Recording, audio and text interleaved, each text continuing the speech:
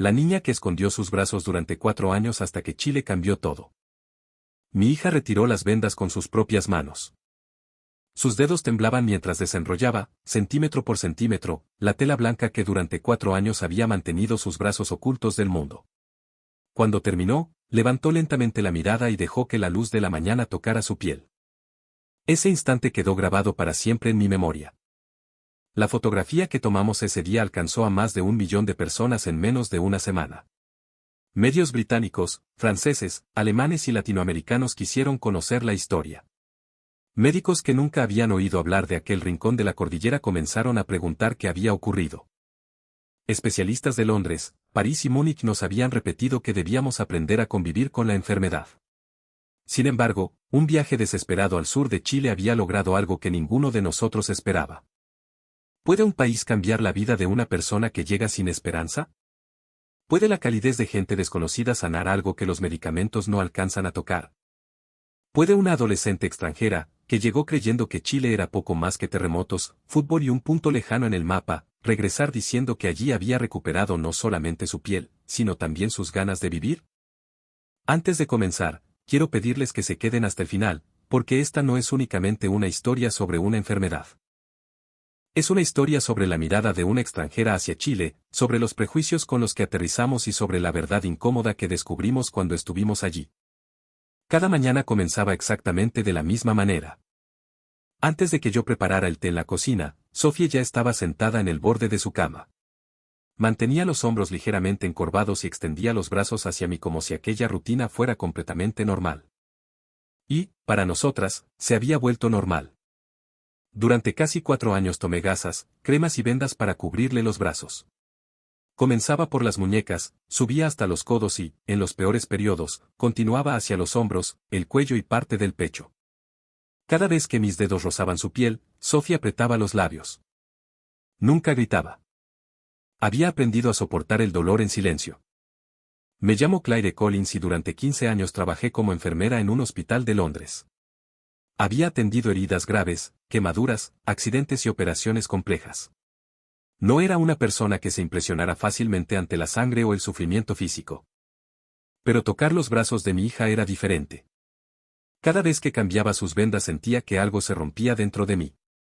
En toda mi carrera jamás había experimentado una sensación de impotencia tan profunda. Vivíamos en una casa pequeña de Richmond, al suroeste de Londres.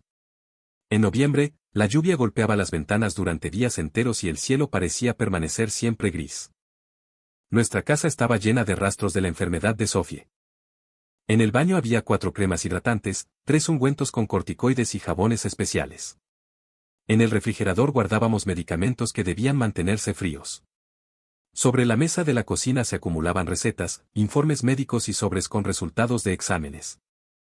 Sophie tenía 13 años. Los primeros síntomas habían aparecido cuando cumplió 9. Al principio fue solamente una pequeña mancha roja en la parte interior del brazo. Pensamos que se trataba de una alergia pasajera. Pero en pocas semanas la irritación se extendió. Primero cubrió ambos brazos. Después apareció en el cuello, el pecho y la espalda. Su piel se agrietaba, se inflamaba y, durante la noche, algunas heridas comenzaban a supurar hasta humedecer las sábanas. Sophie lloraba porque no podía dormir. Yo me sentaba a su lado y le acariciaba la espalda, sabiendo que no podía hacer nada más.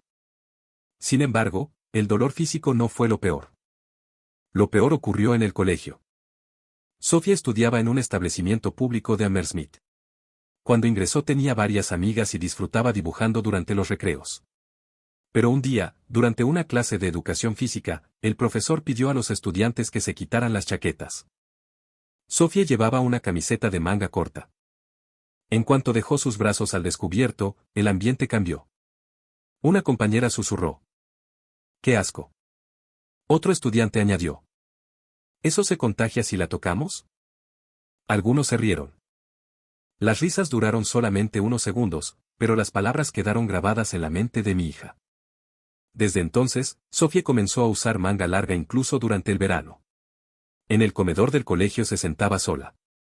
No era necesariamente porque los demás se negaran a acompañarla. Era ella quien buscaba la mesa más apartada para evitar cualquier pregunta. Caminaba por los pasillos mirando el suelo, como si intentara ocupar el menor espacio posible. Una noche pasé frente a su dormitorio y escuché que hablaba con Benny, el conejo de peluche que tenía desde los 5 años. ¿Por qué tuve que nacer así?, susurró. Me quedé paralizada detrás de la puerta. Sophie dejó de mirarse en el espejo. Dejó de permitir que le tomáramos fotografías. Nunca volvió a participar en las clases de natación y se negó a aparecer en la fotografía familiar de Navidad. Aquella noche me encerré en la cocina y lloré en silencio. Durante 4 años buscamos respuestas en todas partes. Primero acudimos al servicio de dermatología del hospital donde yo trabajaba. El especialista examinó a Sophie y diagnosticó un caso grave de dermatitis atópica. Comenzaremos con corticoides tópicos para controlar la inflamación, nos explicó. Yo sentí alivio porque era un tratamiento conocido. Podíamos conseguirlo rápidamente y existía abundante evidencia médica. Durante los primeros 2 meses funcionó. El enrojecimiento disminuyó y Sophie comenzó a dormir algunas horas seguidas. Recuerdo perfectamente la mañana en que, mientras bebía una taza de té, miró por la ventana y dijo: creo que hoy me duele un poco menos. Fue la primera vez en semanas que vi tranquilidad en su rostro. Pero al tercer mes el efecto comenzó a desaparecer. Aunque utilizábamos la misma crema, el enrojecimiento regresó. El médico cambió el tratamiento por uno más potente. Sophie mejoró durante algunas semanas y después volvió a empeorar. Aquello se repitió durante casi un año. Con el tiempo, la piel comenzó a debilitarse por el uso prolongado de los medicamentos. Ya no luchábamos solamente contra la enfermedad, sino también contra los efectos secundarios. Buscamos una segunda opinión en Harley Street, donde se encuentran algunas de las consultas médicas privadas más prestigiosas de Londres. Esperamos 3 meses para conseguir una cita y pagamos una cantidad de dinero que prefiero no recordar. El especialista examinó a Sophie, revisó todos sus antecedentes y solicitó nuevos análisis. Al terminar, nos habló con una voz extremadamente cuidadosa. La condición de su hija tiene un componente genético importante. Actualmente no existe una cura definitiva. El objetivo realista es controlar los síntomas durante toda su vida. Durante el viaje de regreso en taxi, Sophie observó la lluvia resbalando por la ventana. No dijo una sola palabra. Yo tampoco. Controlar los síntomas durante toda su vida. Esa frase se repetía en mi cabeza. Aún así, no nos rendimos. Probamos tratamientos alternativos en Londres. Viajamos a París para consultar a un equipo especializado en enfermedades inflamatorias. Después fuimos a Múnich, donde un hospital universitario nos ofreció un medicamento biológico experimental. Durante 6 meses volvimos a tener esperanza. El resultado fue limitado. En 4 años habíamos gastado nuestros ahorros, reorganizado nuestras vidas y visitado algunos de los centros médicos más reconocidos de Europa. La conclusión siempre era parecida. Caso complicado. Mejoría temporal.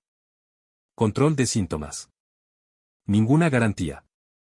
Mientras nosotros buscábamos una cura, la enfermedad no solamente atacaba la piel de Sophie. También desgastaba su personalidad.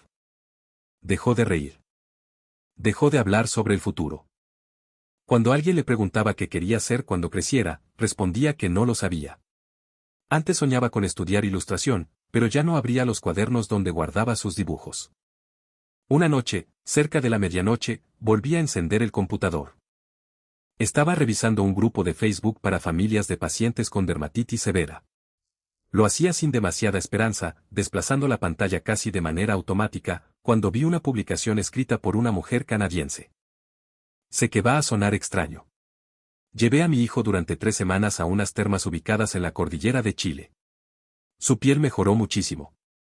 No estoy diciendo que sea una cura ni que funcione para todos, pero después de años sin resultados, fue la primera vez que vimos un cambio real.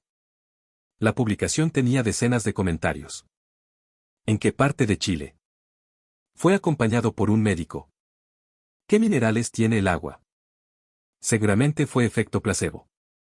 Mi hermana viajó y también sintió alivio. El lugar se llamaba Termas de Chillán. Pronuncié el nombre en voz alta. Chile. Hasta ese momento, debo reconocer algo que probablemente incomode a algunos chilenos, yo sabía muy poco sobre el país. Sabía que estaba en Sudamérica. Sabía que era largo y angosto. Recordaba imágenes de terremotos, mineros, montañas y partidos de fútbol. También conocía algunos vinos chilenos que se vendían en los supermercados británicos. Nada más. En mi mente, Chile era un país lejano, casi abstracto. Le escribí a una antigua compañera de universidad que había vivido 2 años en Santiago. Su respuesta llegó pocos minutos después. Las termas son conocidas. Están en la cordillera, cerca de Chillán. Hay nieve en invierno, bosques y aguas minerales con azufre. Mucha gente va por dolores musculares o problemas respiratorios y de piel. Pero, Claire, no reemplaces el tratamiento médico. El agua puede irritar una piel sensible. Necesita supervisión. Aquella advertencia me pareció sensata. Pasé gran parte de la noche buscando información. Encontré testimonios, estudios pequeños sobre balneoterapia y páginas de centros termales. Los resultados no demostraban una cura milagrosa, pero tampoco permitían descartar por completo ciertos beneficios en algunas personas. Como enfermera, seguía siendo escéptica. La temperatura del agua, los minerales, el clima, el descanso y la reducción del estrés podían influir. También existían riesgos. La piel lesionada podía reaccionar mal, especialmente si la exposición era demasiado prolongada. Pero la medicina que yo defendía había repetido durante 4 años que no podía ofrecerle a Sofía una solución definitiva. La noche siguiente, durante la cena, decidí hablar con ella. Estoy pensando en viajar a Chile. Sofía dejó el tenedor sobre el plato. ¿A Chile? Hay unas termas en la cordillera. Algunas personas con enfermedades de la piel dicen que sintieron mejoría. Mi hija me miró como si acabara de perder la razón. ¿Quieres cruzar medio planeta para meterme en una piscina caliente? No es una piscina cualquiera. Son aguas minerales. Mamá, los médicos de Londres, París y Alemania no pudieron arreglarme. ¿Y tú crees que un poco de agua en Sudamérica va a hacerlo? No respondí inmediatamente. La verdad era que una parte de mí pensaba exactamente lo mismo. Mi formación profesional se rebelaba contra cualquier idea que sonara a milagro. Pero también sabía que no estábamos buscando magia. Buscábamos una oportunidad, aunque fuera pequeña, de aliviar el dolor. No sé si funcionará, le dije. No voy a mentirte. Puede que no cambie nada. Pero podríamos intentarlo con cuidado y bajo supervisión. Sofía bajó la mirada. Suena ridículo. Quizás. Chile está demasiado lejos. Sí. Ni siquiera hablamos español. Aprenderemos lo necesario. Ella no aceptó aquella noche. Sin embargo, tampoco dijo que no definitivamente. Horas más tarde pasé frente a su habitación. A través de la puerta entreabierta la vi sentada en la cama, abrazando sus rodillas y observando los vendajes de sus brazos. Movía los labios, pero no pude escuchar lo que decía. Cerré la puerta con cuidado. 2 días después compré los pasajes. Volaríamos desde Londres hasta Santiago con escala en Madrid. Desde Santiago viajaríamos hacia Chillán y después subiríamos por carretera hasta la cordillera. Cuando recibí la confirmación de la compra, mis manos comenzaron a temblar. No sabía si estaba tomando la decisión correcta. Una compañera del hospital me dijo que la evidencia sobre las terapias termales era limitada. Mi amiga Julia fue todavía más directa. ¿Y si no funciona? Sofía podría sentir que ya no queda ninguna esperanza. Aquella posibilidad me aterraba. Pero otra pregunta me aterraba aún más. ¿Qué ocurriría si no lo intentábamos? La mañana del viaje, Londres amaneció cubierta por el mismo cielo gris de siempre. Sofía caminó por Heathrow con una mochila negra sobre los hombros y las mangas del polerón estiradas hasta cubrirle las manos. Dentro de la maleta llevábamos vendas, cremas, medicamentos, informes médicos y un cuaderno de dibujo que ella no abría desde hacía meses. Durante el primer vuelo habló muy poco. En Madrid permaneció sentada junto a la puerta de embarque, escuchando música y evitando mirar a la gente. Cuando finalmente subimos al avión rumbo a Santiago, se acomodó junto a la ventana y cerró los ojos. El vuelo fue largo. Cuando despertó, estábamos cruzando el Atlántico. ¿Cómo crees que será? Me preguntó. No lo sé. ¿Pobre? La pregunta me sorprendió. ¿Por qué piensas eso? No sé. Sudamérica. Aquella respuesta revelaba nuestros propios prejuicios. No eran necesariamente maliciosos, pero estaban construidos sobre ignorancia. En Europa solemos hablar de Latinoamérica como si fuera una sola realidad: caos, pobreza, inseguridad, colores intensos y gente ruidosa. Chile estaba a punto de desarmar muchas de esas ideas. Cuando el avión comenzó a descender, una línea gigantesca de montañas apareció bajo las nubes. Sofía se quitó los audífonos. Mamá, mira eso. La cordillera de los Andes parecía una muralla interminable. Algunas cumbres estaban cubiertas de nieve y otras mostraban tonos oscuros y rojizos. Desde el cielo, Santiago parecía encerrado entre montañas. No imaginaba que fueran tan grandes, susurró. Apenas aterrizamos, Sofía quedó sorprendida por la modernidad del aeropuerto. Los pasillos eran amplios, las pantallas funcionaban en español e inglés y el proceso migratorio fue mucho más ordenado de lo que ella esperaba. Pensé que sería más, comenzó a decir. ¿Más qué? Se puso roja. No sé. Más desordenado. Yo sonreí. Creo que vamos a descubrir que sabemos muy poco de este país. En el aeropuerto nos esperaba Tomás, un conductor que había sido recomendado por el alojamiento. Era un hombre de unos 50 años, de sonrisa amplia y voz tranquila. Bienvenidas a Chile, dijo en inglés. ¿Primera vez? Sí. Entonces tienen que prepararse. Chile engaña. En el mapa parece flaco, pero uno puede viajar horas y el paisaje sigue cambiando. Durante el trayecto hacia el hotel, Tomás nos habló de Santiago, de la cordillera, de los incendios del verano y de la costumbre chilena de discutir sobre todo. Aquí alegamos harto, dijo riendo. Si hace frío, alegamos. Si hace calor, también. Pero cuando llega alguien de afuera, tratamos de atenderlo bien, po. Sofía me miró. ¿Qué significa po? Tomás rió con más fuerza. Significa todo y no significa nada. Después de unos días van a empezar a usarlo. Aquella fue la primera vez que vi a Sofía sonreír durante el viaje. Al día siguiente tomamos un tren hacia Chillán. A medida que avanzábamos hacia el sur, el paisaje cambió. Los edificios de Santiago quedaron atrás y aparecieron campos, viñedos, pequeños pueblos y enormes extensiones de tierra. Sofía permaneció pegada a la ventana. Es mucho más verde de lo que pensaba. En Chillán nos esperaba una camioneta del alojamiento. El conductor se llamaba Nicolás y llevaba un gorro de lana oscuro. Arriba está nevando, nos advirtió. El camino está bueno, pero vamos despacito. Salimos de la ciudad y comenzamos a subir hacia las trancas. El camino se estrechó. A ambos lados aparecieron bosques, ríos y montañas cubiertas de nieve. No había rascacielos ni lujo. Pero tampoco había la imagen de abandono que Sofía había imaginado. Las casas de madera desprendían humo por las chimeneas. Algunos niños caminaban con mochilas escolares. Había pequeños restaurantes, almacenes y cabañas rodeadas por árboles. En una curva, la cordillera apareció de frente. Sofía apoyó la mano contra el vidrio. Parece que estamos entrando en otro planeta. Esa frase me quedó dando vueltas. Para una niña que había vivido toda su vida bajo el cielo gris de Londres, la cordillera chilena era brutal, inmensa y casi intimidante. Al llegar al sector termal, el aire frío nos golpeó el rostro. Junto con él apareció un olor intenso, parecido al de los huevos cocidos. Sofía frunció la nariz. ¿Qué es eso? Azufre, respondió Nicolás. Al principio es fuerte, pero después uno ni lo siente. Huele horrible. La expresión de mi hija cambió inmediatamente. La curiosidad desapareció y fue reemplazada por miedo. Quiero regresar. Acabamos de llegar. Mamá, esto no es normal. Huele como si algo estuviera podrido. Es parte del agua mineral. No me importa. No voy a meterme ahí. Su voz temblaba.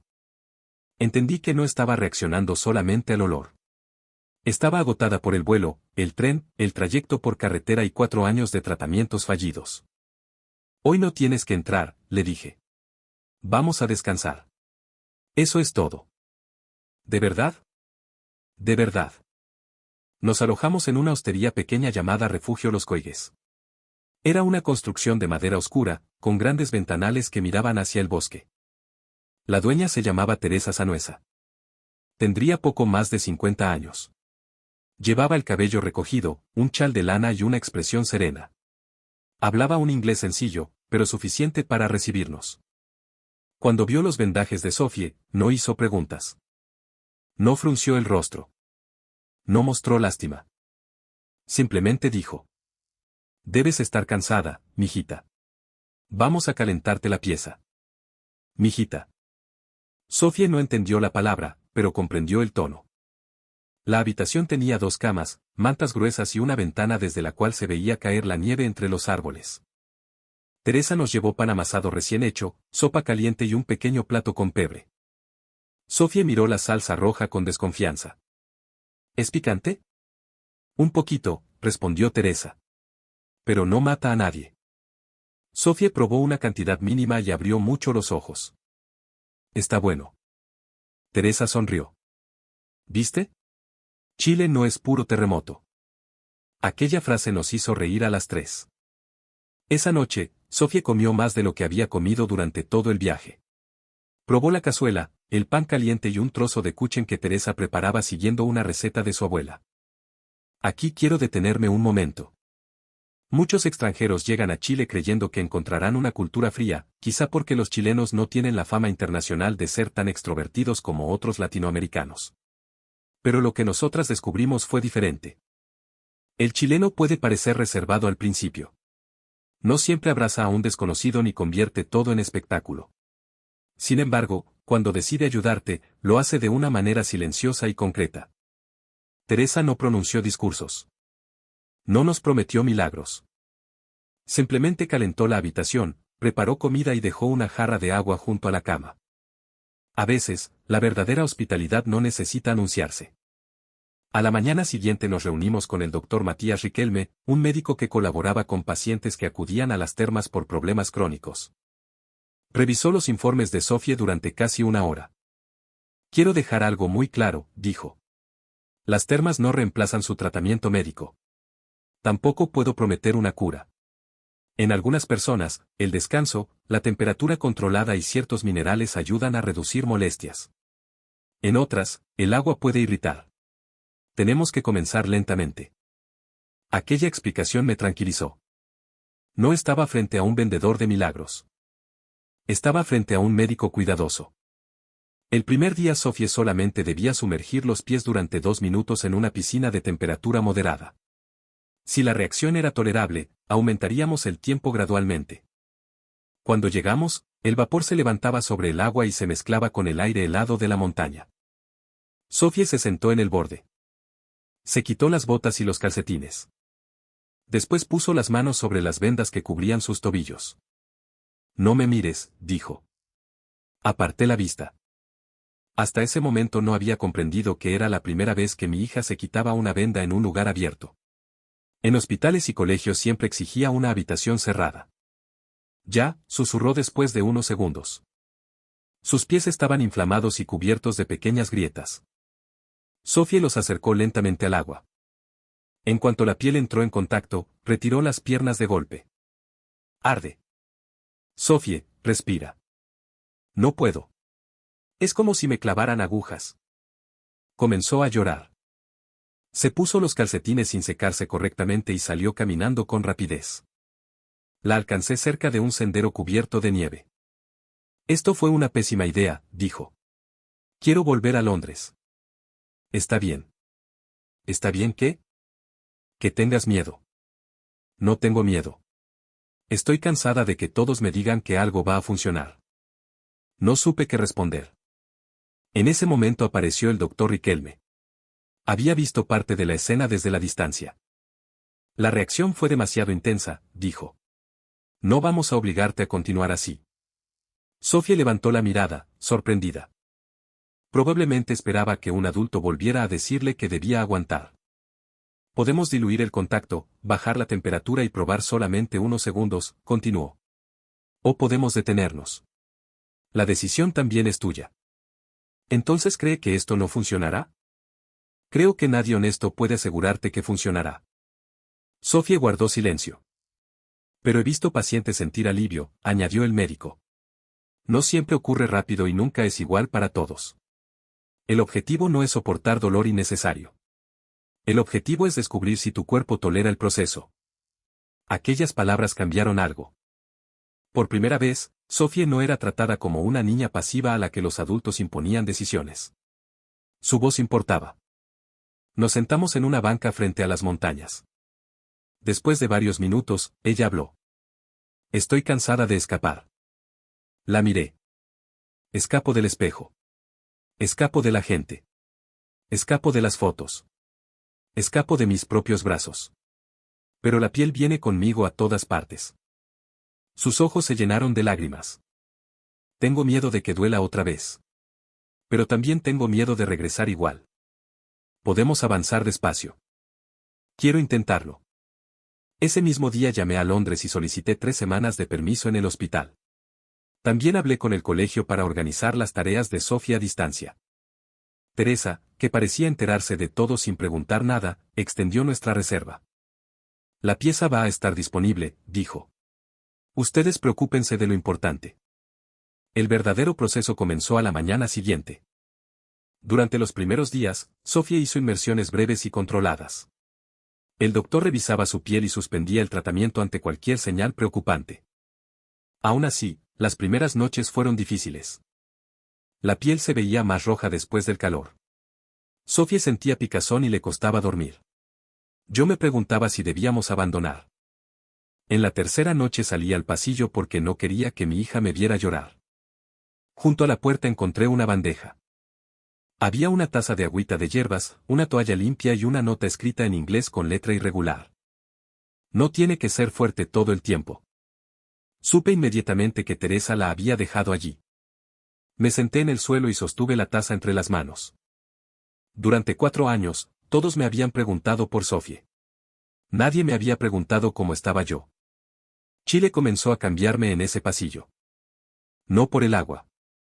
No por la medicina. Por la forma en que una mujer prácticamente desconocida vio mi cansancio sin obligarme a explicarlo. A la mañana del 4.º día, Sofía despertó temprano. Se quedó mirando su brazo. Lo tocó una vez. Después volvió a tocarlo. Mamá. Me acerqué rápidamente. ¿Qué ocurre? La picazón es distinta. ¿Peor? No. Menos intensa. Todavía está, pero ya no siento que toda la piel esté gritando. Revisé cuidadosamente sus brazos. Seguían rojos. No había ocurrido ningún milagro visible. Pero la inflamación parecía menos agresiva y la temperatura de la piel había disminuido.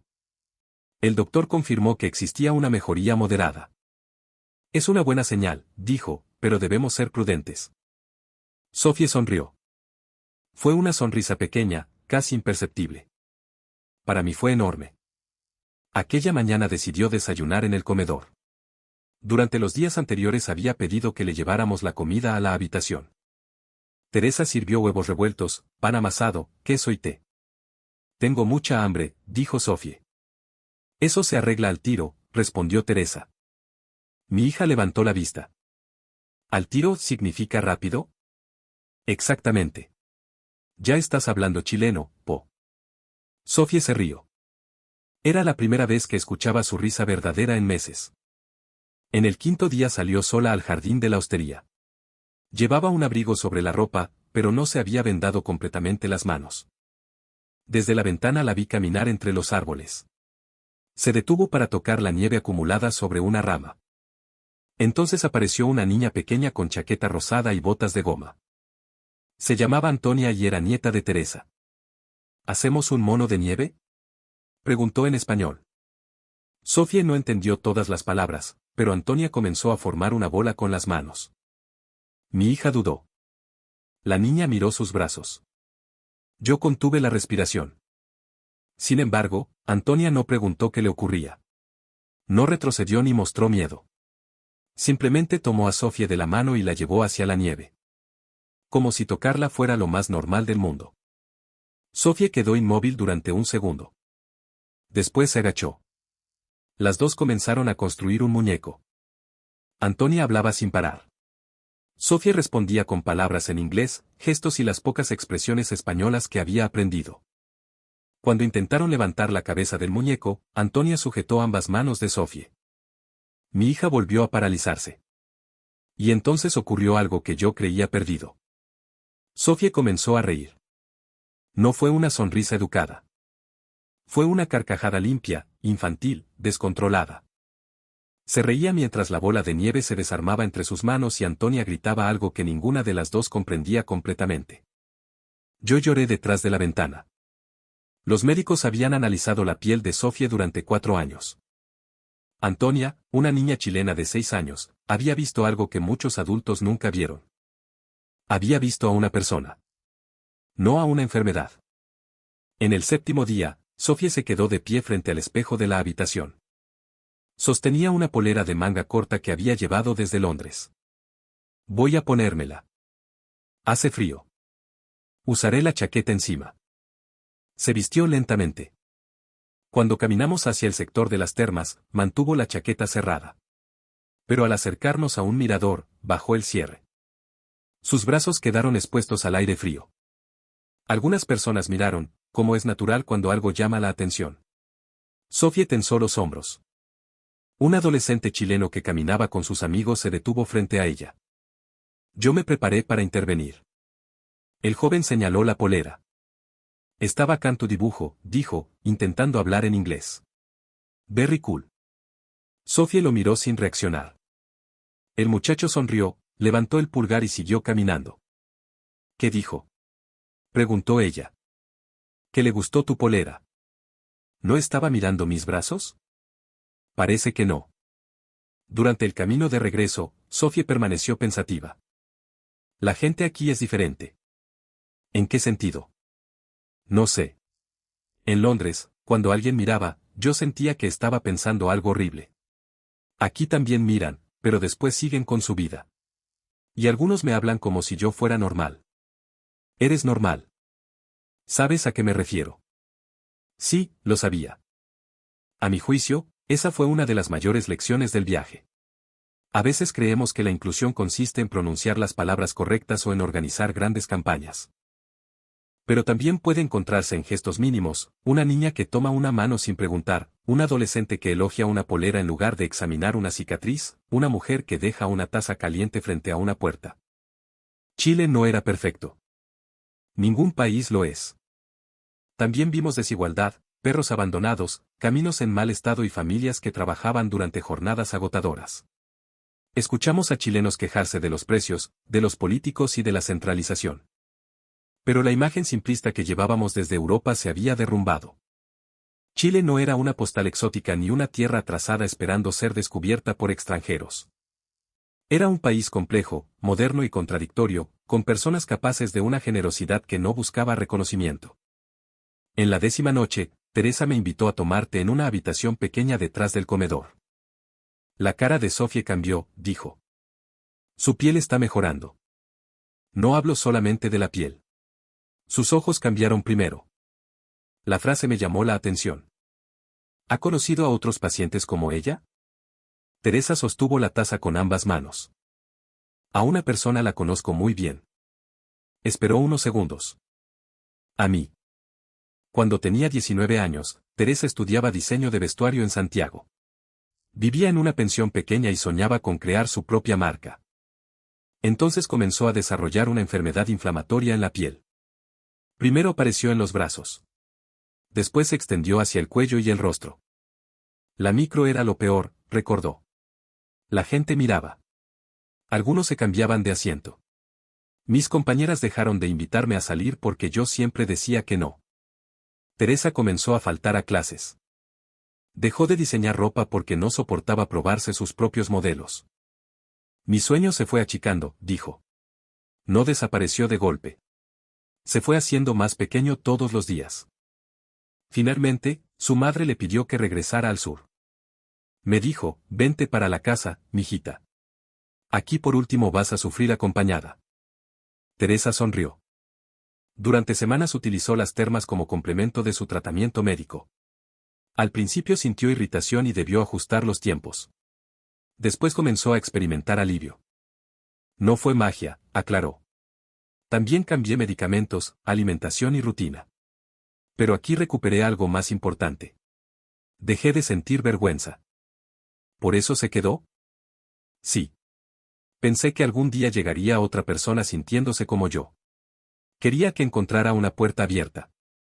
Comprendí entonces el significado de todo. La sopa caliente. La taza en el pasillo. La forma en que Teresa nunca observaba directamente las heridas de Sofie. No era solamente amabilidad profesional. Era reconocimiento. Su hija va a ayudar a alguien algún día, dijo. Tiene 13 años. Da lo mismo. Quien conoce el dolor puede reconocerlo en otros. A veces eso vale más que cualquier discurso.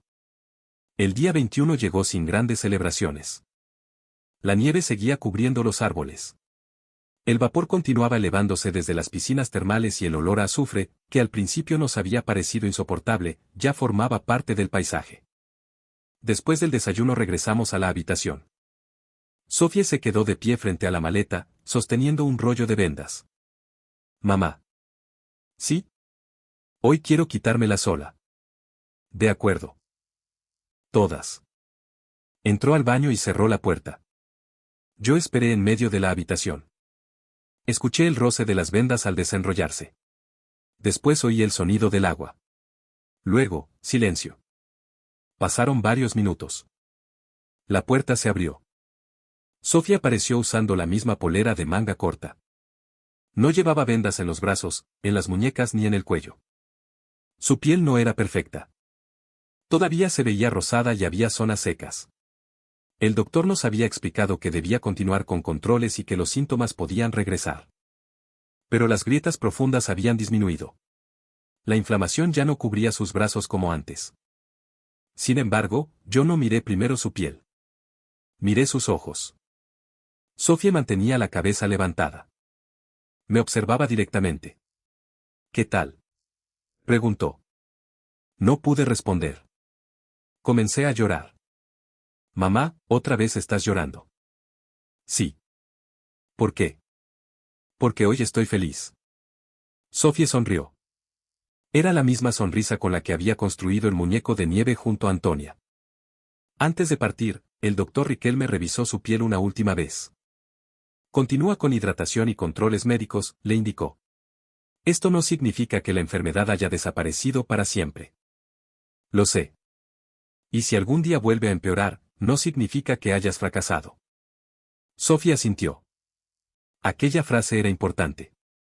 Durante años había interpretado cada recaída como una derrota personal. Ahora entendía que su valor no dependía del estado de su piel. Antonia corrió hacia nosotras llevando una hoja doblada. Había dibujado a dos niñas tomadas de la mano frente a un muñeco de nieve. Una tenía el cabello oscuro y la otra amarillo. Sobre ellas había una montaña gigantesca y una bandera chilena. Sofía se agachó. Gracias, dijo en español. Antonia la abrazó. Teresa esperaba junto a la puerta. Chile siempre va a estar aquí, dijo. Cuando quieran volver, vuelven no más. Sofía la abrazó también. Durante el viaje de regreso hacia Santiago, mi hija permaneció junto a la ventana. Miró los bosques, los ríos y las montañas hasta que desaparecieron en la distancia. Mamá. ¿Sí? Quiero contar lo que pasó. ¿A tus amigos? A todos. Hay personas como yo que creen que ya no pueden hacer nada. No quiero prometerles que se van a sanar. Pero quiero decirles que vale la pena buscar un lugar donde no tengan que esconderse. En Santiago pasamos una última noche.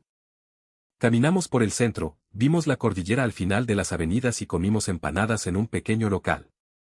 Sofía probó mote con huesillos y declaró que era extraño, pero adictivo. Un vendedor se rió al escuchar su español. Ya es chilena, dijo. En el avión de regreso a Europa advertí algo que me hizo contener la respiración.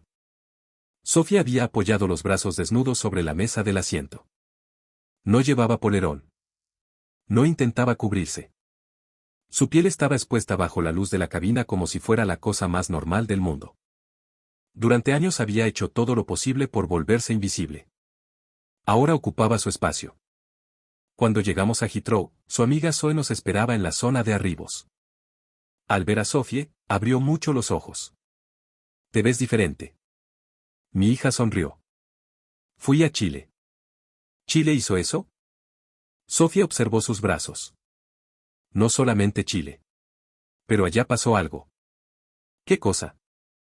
Ella pensó unos segundos. La gente dejó de tratarme como si estuviera rota. Entonces yo también dejé de tratarme así. Sofía regresó al colegio la primera semana de enero.